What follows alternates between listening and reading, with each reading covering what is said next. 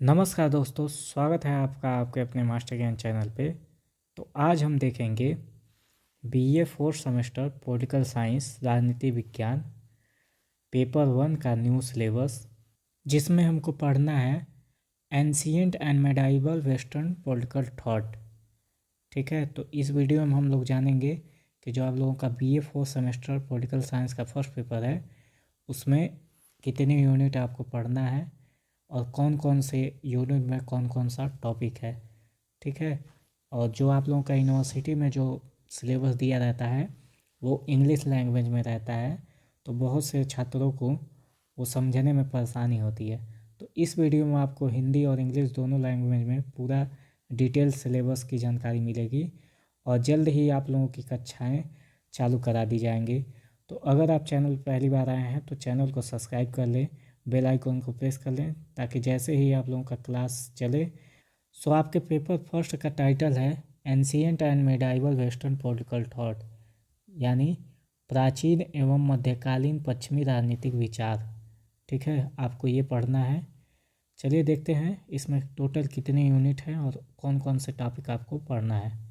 सो पहला यूनिट है ancient thought in west, pre Socratic thought, Epicurean Stoics. ठीक है, यानी पश्चिम में प्राचीन विचार, पूर्व सुकराती विचार, एपिक्यूरियन स्टोइक। यानी आपको पढ़ना है कि पश्चिमी यूरोप में सुकरात से पूर्व, सुकरात से पहले के जो विचार थे उसको पढ़ना है। एपिक्यूरियन और स्टोइक के बारे में आपको पढ़ना है। ठीक है, पहले यूनिट में।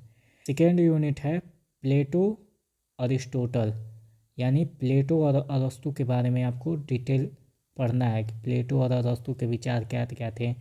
ठीक है, प्लेटो का साम्यवाद, प्लेटो की शिक्षा व्यवस्था। तो अरस्तु में आपको पढ़ना है कि क्यों अरस्तु को ही राजनीति विज्ञान का पिता माना जाता है, क्यों उसको माना जाता है। उसके जो जितने विचार थे, जैसे दासता पे उसके विचार हैं अरस्तु के नागरिकता का जो विचार है उसका सिद्धांत है, अरस्तु का जो शासन प्रणाली पर जो विचार किया गया है उसका जो सिद्धांत उसने दिया। ठीक है, इन सभी विचारों और सिद्धांतों के, अरस्तु ने जितने भी विचार और सिद्धांत दिए उन सभी विचारों और सिद्धांतों को हम लोग पढ़ेंगे कि क्यों अरस्तु दासता का समर्थन था। ठीक है, क्यों दास प्रथा का उसने समर्थन किया था। ये सब विचार हम लोग सेकेंड यूनिट में पढ़ेंगे, अच्छे से पढ़ेंगे। सो थर्ड यूनिट है medieval thought in West, Cicero, Thomas Aquinas and Saint Augustine. ठीक है, यानी पश्चिम में मध्यकालीन विचार, सिसरो, थॉमस एक्विनास और सेंट ऑगस्टीन, इन तीनों लोगों के हम लोगों को विचार पढ़ना है। जो मध्यकाल था उसमें जो जो विचारक हुए पश्चिमी यूरोप में, उन सभी लोगों का विचार हमको पढ़ना है। जैसे सिसरो थे, ठीक है, जिन्होंने इंटरनेशनल पॉलिटिक्स और वार के बारे में बोला था। थॉमस एक्विनास थे, ठीक है, और सेंट ऑगस्टीन के विचार हमको पढ़ना है। तो इन तीनों लोगों के विचारों को अच्छे से हम लोग पढ़ेंगे। ठीक है, कि इन्होंने कौन सा सिद्धांत दिया, कौन सा नियम दिए, दो तलवारों का सिद्धांत किसने दिया। उनका लास्ट यूनिट है यूनिट नंबर 4।